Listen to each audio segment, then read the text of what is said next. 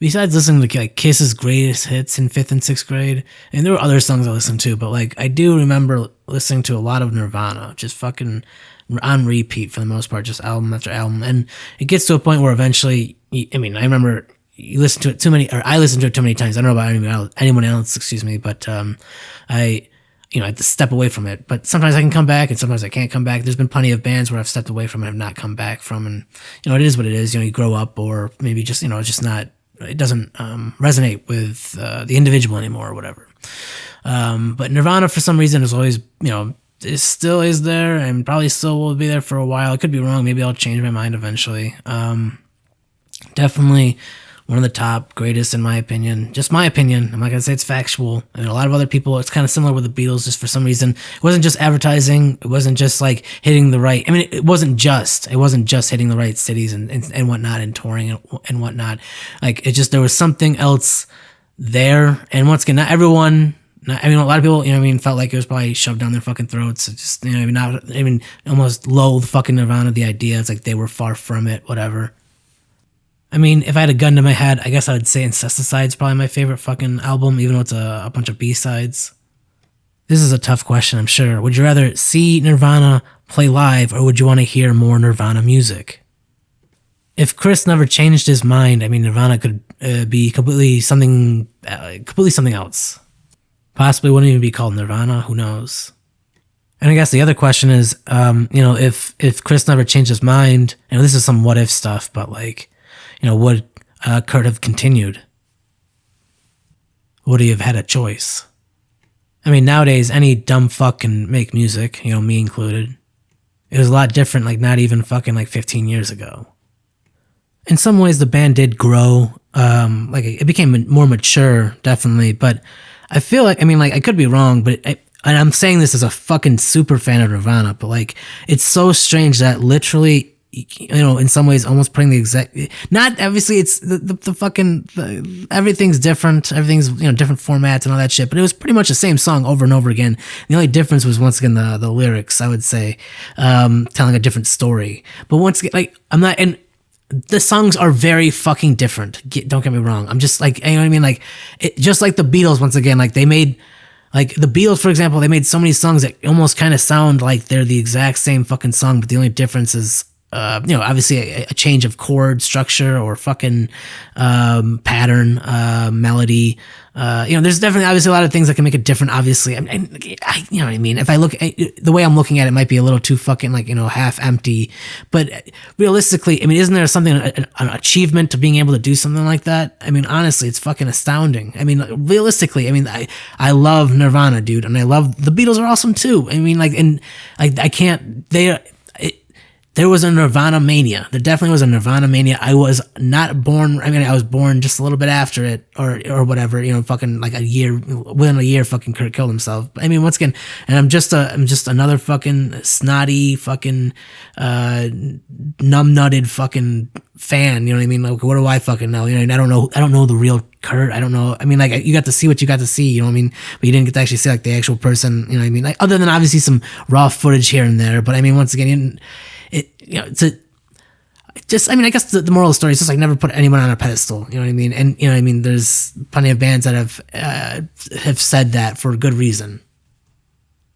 A friend showed me how My Bloody Valentine recorded or structured or how do I say it? Mixed their music and whatnot. And Nirvana kind of they didn't do the exact same way, but they did the exact same way. And if you look up different interviews with like Steve Albini and, I'll admit I had to look up his name. It was Butch Vig. I had to look, I know he's some garbage.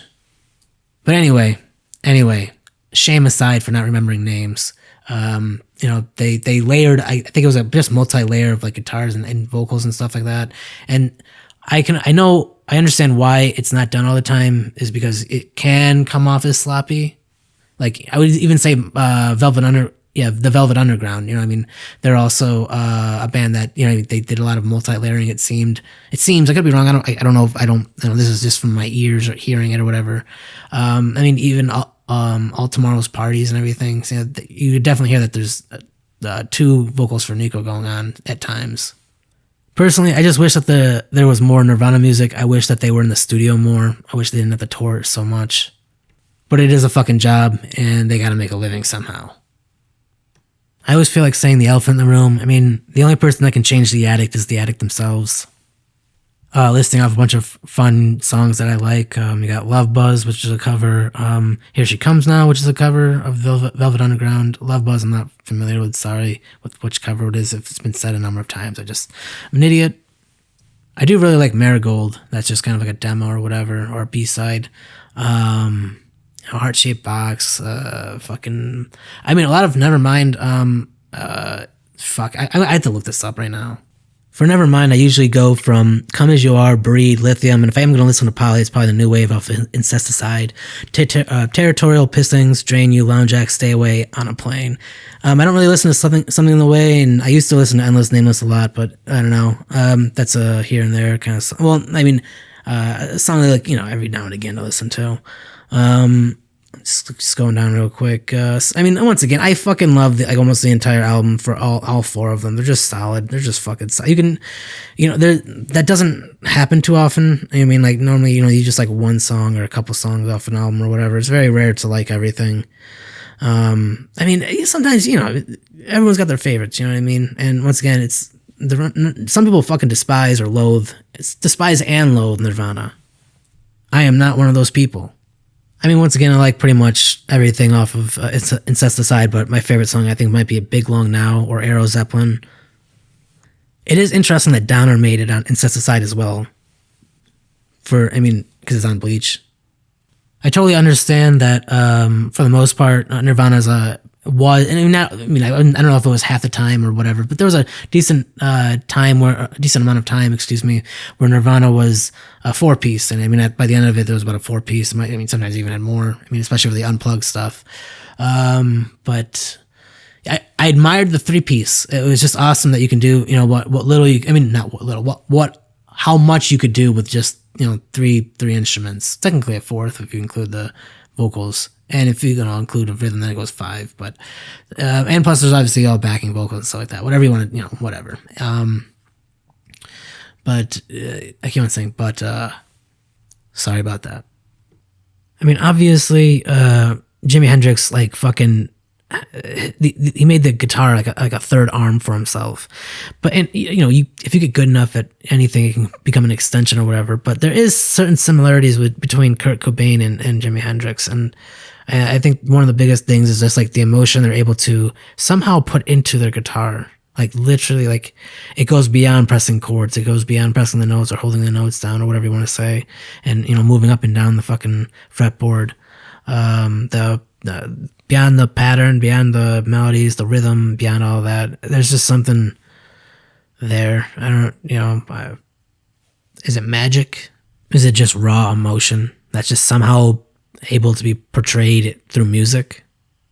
With a band like Nirvana, you can't deny the live performances not being some kind of transcending kind of art form. Once again, for me to say that, some people would fucking want to throw up in their fucking mouth. I just really like Nirvana, man. I guess I love Nirvana.